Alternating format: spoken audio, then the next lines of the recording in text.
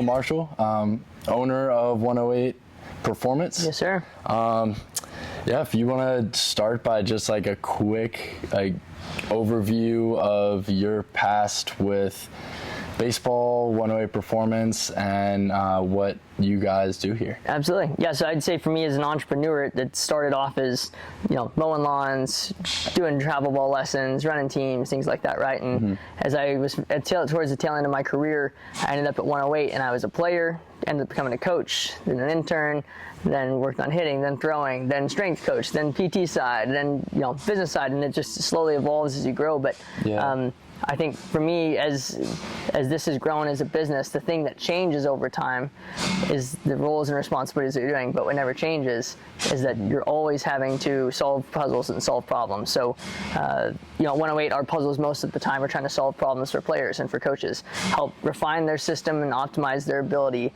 to be able to get better results on the field, from training better to pregame performance, anything like that. Right. And so with that understanding, and that's the puzzle we're solving all the time, it's what are the businesses, what are the systems, what are the processes we can place around that to enable coaches and enable players to perform at their highest level as often as possible. That's awesome. Yeah, I spent today just checking you guys out and doing some content for you. Also, earlier this summer was in and completely fell in love with the way you guys coach. Seems very individualistic. Like not everybody has the same, you can't coach everybody the same, which I think is really different. In most sports, a lot of people don't really coach that way. So that's awesome. We talked about this earlier at breakfast, but 10 years ago today, where were you, and I guess where did you see yourself in 10 years? So looking back, what was your goal and where did you want to be, and how is that different than what you are now? 2014, I would have been a freshman in college. Wow. And I had no idea what I wanted to do. I was a business major. Again, had already done a lot in the baseball realm, was still playing baseball, but I'd run travel ball organizations. I ran a wiffle ball league, which still, 10 years from now, is still running. No way. Yeah, just the national level, right? So had a little landscaping thing, but had no idea how all that was going to come together and what that was going to help me with in the future. I don't know that anyone here tells you need to know what you're going to do by age 21 or something like that. When you graduate college, you know what you're going to do the rest of your life. Either they just had really good intuition, had really good gut understanding of what it is that they wanted to do with their life, or they were just given some bad advice, because most people have no idea what they want to do. And our question we ask ourselves, not just as individuals, but as a business, is what and who do we want to be when we grow up? Right. And so when you think about that, you could think, I want to be this type of person. I want to have this type of family. I want to be able to treat others this way. I want to be able to help people in this certain way. But what is it, the product, the service, the means by which you're going to accomplish all those life goals? And hopefully for most people, what they should be doing is finding out what is their passion and what is it that gives their calling, that gives them that purpose behind creating a business, service, product to disseminate that to other people and help everyone else in the world. So my advice to anyone in that situation is don't just do it because you think you're supposed to do it. As I told you what I did, I went out and asked all my parents and their friends and anyone I knew and said, what is your job that you do? What do you do? Well, can I come shadow you for a couple of days? Can I go to lunch and dinner with you and ask you a bunch of questions about it? Right. And I think if kids these days would do that more often, they would find out a lot more about what they're going to do with the rest of their lives, because whether they're checking boxes on things they like or putting X's next to boxes on the things that they don't like, they're getting closer and closer to refining what is it that they want to do from a career standpoint with the rest of their life. So I think at that point 10 years ago today, it was in that process of checks and X's and trying to find out what actually is going to be something that I'm interested in long down the road. But I'll tell you now, at almost 30 years old, I still don't know who I'm going to be, what I'm going to grow up, or what I'm going to be when I grow up. Yeah. I'm figuring it out every single day, and I think maybe someone with a little more gray hair than me would be able to tell you they have a more certain answer on what that is. But still, many of the people that I'm surrounded by on a daily basis are still in the process of evolving into who they're becoming. And I think when you're always in that evolution process, it's easier and easier to keep becoming who that person is, versus as soon as you become, in your head, you feel like you've reached the top, the pinnacle, and you don't want to change anymore. That's usually when you get stuck. Yeah, that's super interesting, especially for me. Like, I just graduated college, and so it's like I feel like I'm in that like prime. It's been like 3 months, and it's just been full force of like, who do I want to be? Who am I becoming? You know, seeing other people get jobs or having family members ask about, you know, what are you doing? And I'm still in a place of like, I don't know, you know, it's like the idea of committing to something is freaky, but also like, I don't want to get stuck in that, you know what I'm saying? So that's... Well, I'll tell you, even here, again, I've been here 6 years now, and I would say to this day, there's still family members, there's still friends, there's still advisors and or people that I look up to that still question what we're doing. Really? And they don't believe in it. They don't understand what it is. They don't believe in the future of the project. And we are a very large company now that's starting to take on a lot more employees, make some big moves. Yeah. And to some people, it's going to be a place where I'm going to go to them and ask them for an investment at some point. Right. And they're going to go, what do you mean? And once they start to understand the scope of what it is, it'll be real to them. But for some people, if it's not JP Morgan Chase and it's not an insurance agent at State Farm or it's not whatever it is, right? Then it's not a real job. Totally. Right. And I think that's just the stigma that has to get changed a little bit, is that you don't have to go to college necessarily to have certain skills, right? But you do have to have a degree to get a lot of jobs, right? Yeah. Within a certain corporate environment, there's certain skills that you need and you have to go to school for, you have to get the skill sets to accomplish. But at the same time, what if your calling doesn't have anything to do with inside of that environment or that sphere? So figure out first what sector, what sphere of the world is it that your calling is. Let yourself go there and then find out inside of that sector what makes the most sense. So the analogy I give players all the time is, in here we're trying to help them solve their puzzle. And to do that, I have to experiment with different flavors of ice cream to help them understand what flavor do they like. Right. Today, do you want more mint chocolate chip or do you want more vanilla? Yeah. Right? And until we understand which direction you want more of, you might say, I want something more chocolatey. Okay.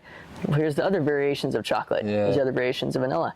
And every day it's slightly different and you might get pulled different directions, but more often than not, you're going to shift on one side of it. So same thing with career paths. As you start to find out what are the things that you lean towards more or have better skill sets for, then keep exploring those avenues, and eventually you're going to find out it's not just mint chocolate chip, it's mint chocolate chip with chocolate drizzle and a little bit of, Oreos on top of it. Great. Yeah. If that's the one, that's the one, but you have to keep trying all the different flavors until you find yours. Until you find that one. That's amazing. Great advice. I love that analogy. Another question I had just about owning a business. How often do you have doubts about your business and yourself, and what do those doubts look like in your body and in your mind? I would say I don't have them as much as other people try to put them on you. And one thing you're going to realize, especially if you're coming from an athletic background, anyone who's been an athlete and has the vigor of knowing that I have to know in my head that I'm unbeatable today. I cannot lose. It's not possible. Yeah. That's the mentality you have to approach the rest of your life with. And anyone who doesn't have that probably doesn't have a good stance to be able to survive an entrepreneurial life, right? Running your own business. But if you have that mindset, then it doesn't matter what problems come forward or what challenges are thrown at you. All it is solving the puzzle. And so you solve that problem, you put out that fire, and next thing you know, you still make progress and go on down the road. So I think more people are influenced by the judgments of others, right? You're worried about what I look like. I'm letting your judgment of how I dressed, or how my haircut looked, or whatever. That will influence people more than they're actually their own image of themselves. And so they let the other people's opinions shape the image they have of their own self-esteem and confidence, and that shouldn't be the case at all. But we're not cultivating an environment for kids these days in schools that's allowing them to be confident in themselves. There's a lot more judgment. They have social media where it's literally just free for all. Just constant. Yeah, on each other all the time. So I think it's going to be very hard for kids to continue down that path. Especially with all the freebies that they're given these days. So nothing life's free, and everything costs something, whether it's time, energy, attention, money. So you find out what it's going to cost and whether or not you're willing to pay the price. Has your mindset always been that way? I think it's always been that way, but it's refined. So I'd even say at 13, 14 years old, when I first started doing some of the lawn business and started to do some of the travel ball lessons and teams and stuff like that, I had good mentors that had that mentality, and so I adopted it. That's awesome. So I don't know if from a young age, it was probably something I always had somewhat instilled in me, but I don't know at what point it really, I can't maybe say defining moments right off the top of my head here where it's really shifted, but I know over time it's gotten more and more refined to a point where it's indestructible, right? Yeah. that's super special to have. I think in the entrepreneurial world, and even just like since I've been working with the camera on my own, it's like I notice a lot of self-doubts, a lot of kind of just like feelings and voices of like, you know, do people want me to be in this environment? Like, do people like my work? And it's very up and down, you know. There's like confidence levels where I'm up here and I feel like I'm on top of the world and unstoppable, and then literally in the same day I might feel down here and be like, you know, why aren't these people responding? Do they not want me? Those kinds of things. So I think that's something that I've noticed in this space, and was curious about, you know, how you cope with that. Yeah, something you can use as an effective tool is you have to look at work very objectively, in the sense that it's not your work, it's not who you are, it's not what you are. It is just work. It is just something you created. Right. Let's see, what's your opinion of that? What's your opinion of that? Okay, well, let's see how we can all change some knob, some effect on that product or on that service that we're creating. Yeah. To make it better. But it's not yours. They're not judging you. Yeah. They're judging the actual end product. So what do you need to adjust on the end product to reflect what you want it to be and what they all want it to be?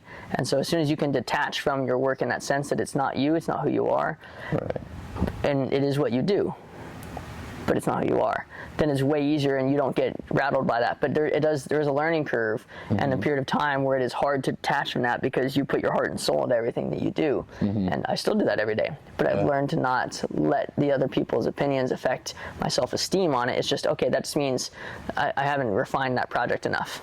That's awesome. You know, that product still needs to have further iterations. Right. That's amazing.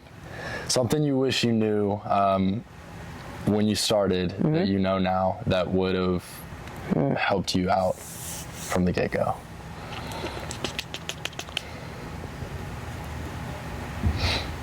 I wish I could have understood, maybe not an item of knowing something, but I wish I would have understood or valued the concept of that. The older you get, the less time you have in general, but the less time you have towards adapting a new skill set, towards exploring a new business opportunity, towards meeting those other people, towards having the freedom to go shadow under those other people and take those other mentorships. Right. But when you're young, you're living in mom and dad's house, you got no rent, no food, you're probably getting your car paid for, depending on where you live and, you know, what your economic status is. Right. And, you know, you're getting education for free, right? So literally the only thing you have to do is make your bed, brush your teeth, do your homework, take out the trash, and, you know, make good grades and be a good citizen. And outside of that, your time is your time.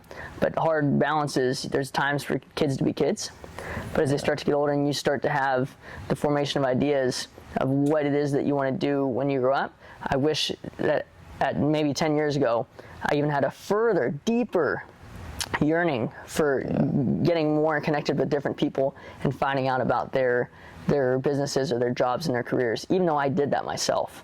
If I had had a deeper understanding of that, I mean, I can't tell you how much time was wasted, never wasted, right? But it was used in a certain way that probably couldn't have been valued as well had I used it over here.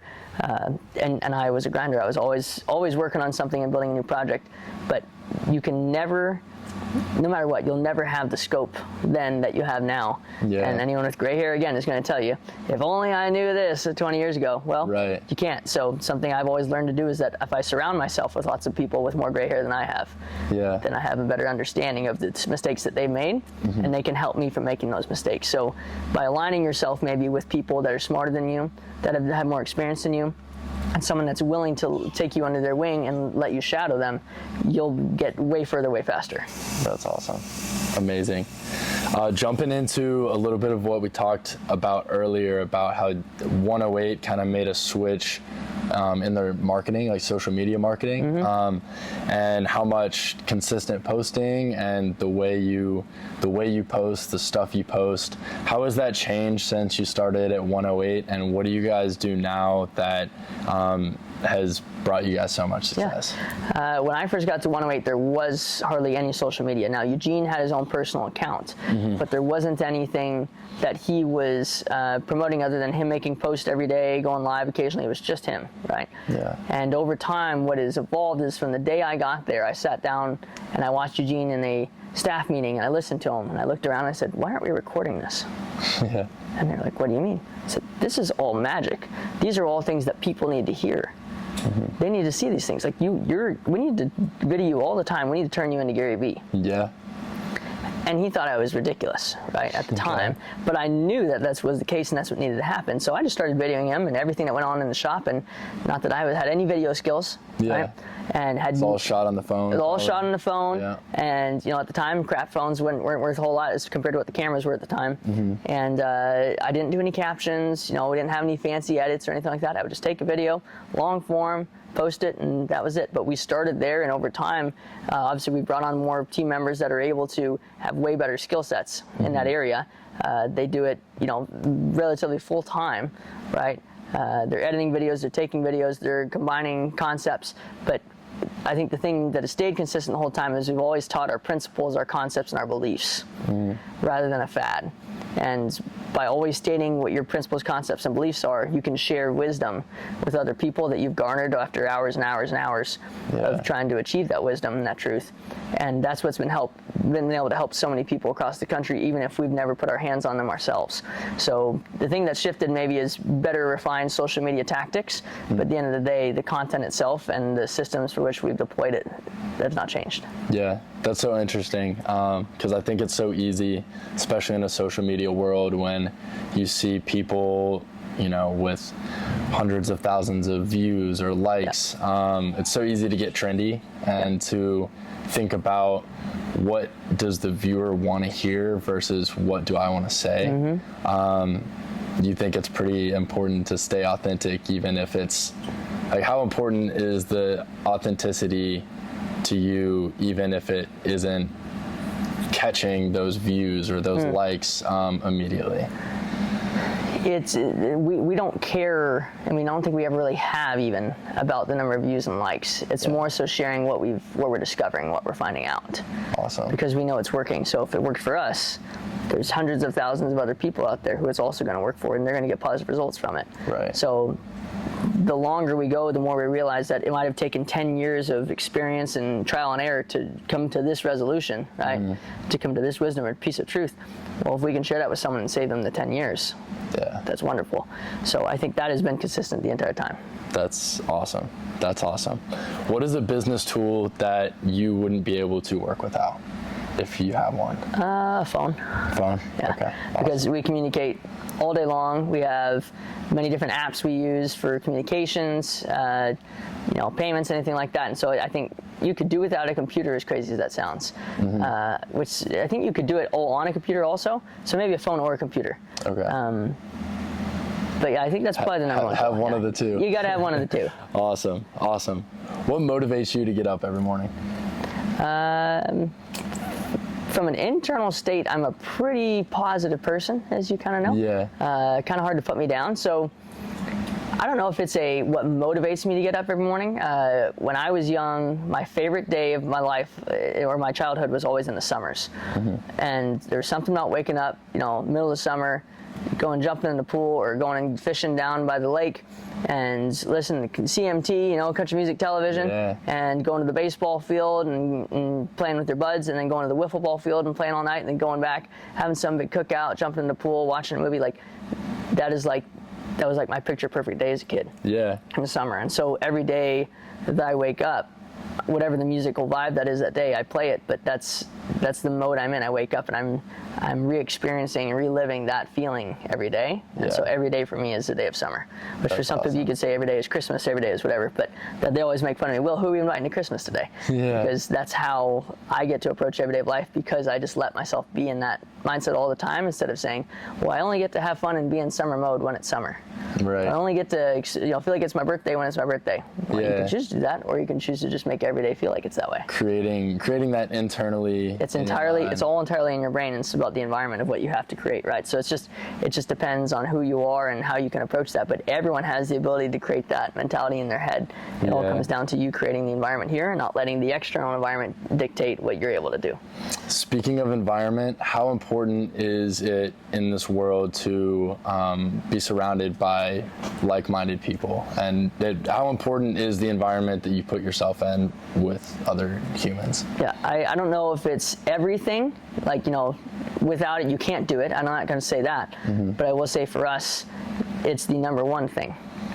And the reason it's that case is that all of the people that you surround you with are going to be people that are going to affect you the most heavily, whether that's family members, whether that's friends, coworkers, however you look at that. So you better have good principled people that have similar values, or maybe people that challenge your values, right, and make you better, challenge your thoughts and opinions. But people that are always going to continue to help each other and grow each other. And the more you're around them, the more time you actually get to spend with them, the better you're going to get. The less time you're around them, the less you're going to get out of them. Yeah. Just like a skill. Right. So the more time you do the skill, the more you're going to improve. So especially in our company, we treat every single person like a family member, and we'll take you in and make you one of our own, and we're going to look out for each other, and we expect everyone to do the same. So a question we always ask in business is, is that someone I'd want in my foxhole? If we were going to war and we're going to have to be in a bunker together figuring out, is he at my back, do I have his, are we going to survive if someone comes and tries to attack us on the backside? Yeah. Is he someone I want in my hole? Right. And if that's not someone I want in my hole, don't hire him. Yeah. Don't bring them into your company. And maybe they can evolve into that person. It's possible if you see that potential for them. But that's the question we ask more often than not. And the more we all grow closer together, because we understand that's the questions we're asking, the more inseparable we are, and the more we can back each other up and help each other grow. Amazing. I don't know how much time you have left. Yeah, I would say, again, I don't know what they're at on the call, so I just figured I'd come do it real quick. Yeah, you got sure. 1 or 2 more if you want. Yeah. Let's see. Hardest decision you've had to make as a business owner? Ooh.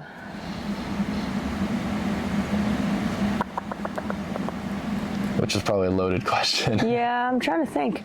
I think combined, probably the hardest thing we ever had to do recently was we had to go from running a business full-fledged in California, and then when COVID hit, shut everything down. We got rid of a lease at the building, at the facility, so we took everything out, put it in storage, figured the facility wouldn't open back up, and it didn't. They didn't let us open anything in California. Wow. And then when we were traveling around, still doing camps around that time, in COVID, when everyone shut down in California, we came out here to Knoxville. Yeah. And Eugene was he was training some kids here. He went to a high school baseball game at CAK, and everyone was holding hands, praying before the game, and no masks, because everyone was singing the national anthems going on. Right. And he just felt like it was a call from God that he was supposed to be here. So maybe again, it wasn't a hard decision for him, because he knew in his heart at that point in time it was the right decision. But probably the hardest decision was taking the business from one side of the country with the population and all these clientele, and just uprooting it and moving it to the other side of the country. To literally the other side. Yeah, that had to have been a heavy decision. Even if it felt right, it had to have been like, okay. Obviously, it takes a lot of time, and a lot of logistics involved, right? Definitely. Lastly, what's next for you guys? You talked a little bit earlier about the online stuff that you've got going on. So if you want to speak on that or anything else that you've got I can't go too deep into it, but I think from a high level, we've always been trying to figure out what is the best way that we can, again, our mission, help optimize everyone's training regimens, optimize everyone's in-game performance, because at the end of the day, if it doesn't transfer, it doesn't matter. So we know that we can't get our hands on every single player in the world, but we got to keep building systems so that we can allow them to remotely. Yes, sir, you too. Thank you, Randy. Have a good one. See you, Randy. Good to see you. So we want to continue to optimize our systems, right? And our process is to be able to provide a remote product that someone can use online that's going to help them train on their own as if they had a 108 coach in their pocket right on their phone. Right. And the more we can continue to create a better product for that, the more people we can help, the more lives we can touch. And again, our goal as a company is to change lives. Amazing. That's it. So the more lives we get to change, the better it is. Amazing. Well, awesome. Well, Will, if you can let people know how they can reach you. Absolutely. Either you or just the brand itself. Yeah, I'd say the best way to get a hold of us is typically sending us a DM. You can look up, I believe our handle is 108_performance on Instagram. Send a DM there. Obviously, you could find me on Instagram. I'm almost never on it, so likelihood of you getting a response is almost zero, and there's hundreds of messages in there, and I never get back to all of them, same with emails and texts and all that stuff. But I would say the easiest way to get a hold of us would be on the main channel DM, and one of our staff members will pass it along. Awesome. Will, thank you so much for your time. Absolutely. It's been a pleasure, man. Pleasure. Great talking to you, sir. Yes, sir. You too. Absolutely. All right.